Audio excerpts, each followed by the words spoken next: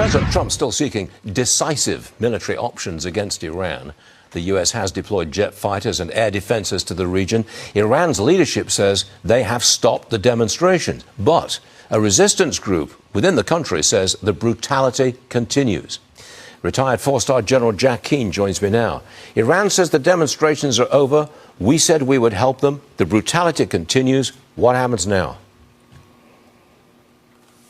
Well, first of all, you're absolutely right. I mean, they're still repressing the people. They've got their goons on the street. They brought in thousands of people from other countries, to be specific about Iraqi militia, Pakistani militia, and even Afghanistani militia. They're on the streets. They've got pickup trucks with machine guns on them, and they're repressing the people from actually leaving their homes.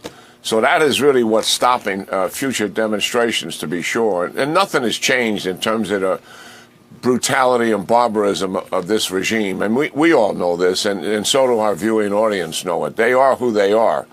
And President Trump has said help is on the way, and he's also got all military options on the table.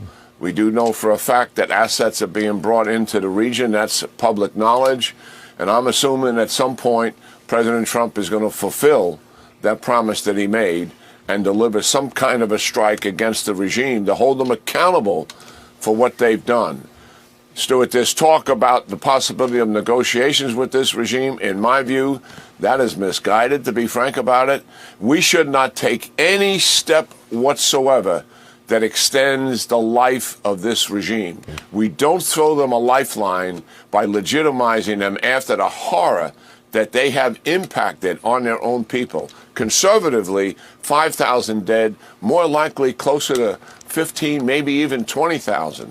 26,000 in prison. And believe me, they will eventually execute thousands of those people in those prisons once the spotlight is off the regime. That is who they are.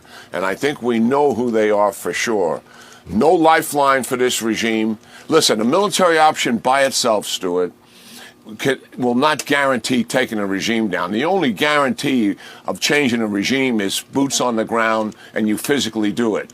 That was Panama in '89, Haiti in '94, Iraq in 2003, and Afghanistan in 2001. Troops on the ground. But a military action, one, holds them accountable for their behavior, puts doubt in the other people's mind. Do we want to continue to support the Ayatollah?